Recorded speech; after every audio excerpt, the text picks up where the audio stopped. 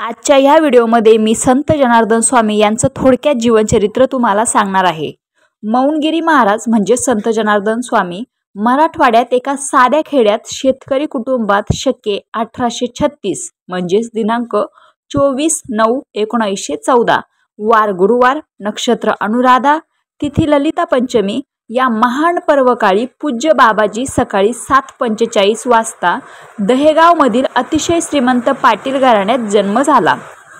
बाबाजींच्या वडिलांचे नाव श्री आप्पाजी पाटील व आईचे नाव मातोश्री म्हाळसादेवी। यांचा तपश्चर्येचा कालावधी सन 1954 ते सन 1965।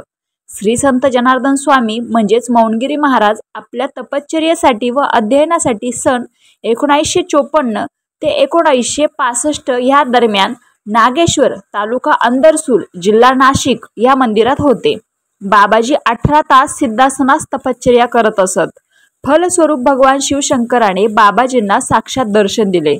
जनार्दन स्वामी महाराज यांचे आजोळ टापरगाव जे कन्नड तालुक्यात आहे औरंगाबाद जिल्हा। आयुष्यभर बाबाजींनी शिवभक्तीचा प्रचार आणि प्रसार केला। 16 वर्ष कठोर तपसाधना केली। त्यानंतर पिंडीमधून 3 वेळेस भगवान शिवाचे दर्शन झाले।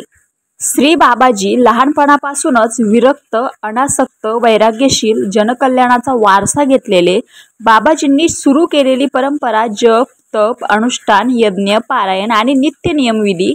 बाबाजींनी भक्ता करता 4 अमृत तत्व सांगितले आहेत। ते अशा प्रकारे परधन परश्री परअन्न परनिंदा या 4ही गोष्टींचा त्याग हीच यशस्वी जीवनाची गुरुकिल्ली।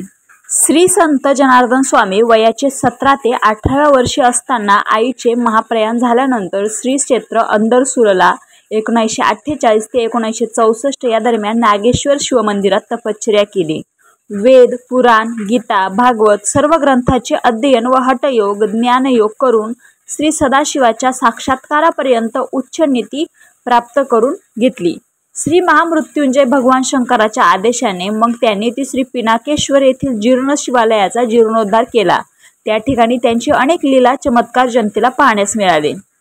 वयाच्या 75व्या वर्षी श्री राष्ट्रसंत सद्गुरू जनार्दन स्वामी म्हणजेच मौनगिरी महाराज यांनी प्रभू रामचंद्राच्या पदस्पर्शाने पावन झालेल्या भूमीत आदर्श राजा मर्यादा पुरुषोत्तम श्री राम यांच्या तपोभूमीत श्री सर्वाश्वर महादेव मंदिर नाशिकच्या मंदिराच्या आपल्या पर्णकुटीमध्ये 10/12/1989 रोजी ब्रह्ममुहूर्तावर ब्रह्मलीन झाले।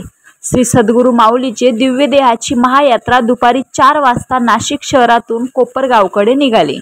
लाखो भाविक साश्रू नयनांनी ह्या महायात्रेत सहभागी झाले होते। कोणी कोणाशी बोलत नव्हते। मुखातून एकच भजन पुन्हा पुन्हा स्वयंप्रेरणेने म्हणत होते, हीच आशा एक देवा पुन्हा याला काय गावा, जय जय जनार्दन सेवा निरंतर घडो तुमची सेवा। जनार्दन स्वामी माझ्या आई मजला ठाव द्यावा पायी।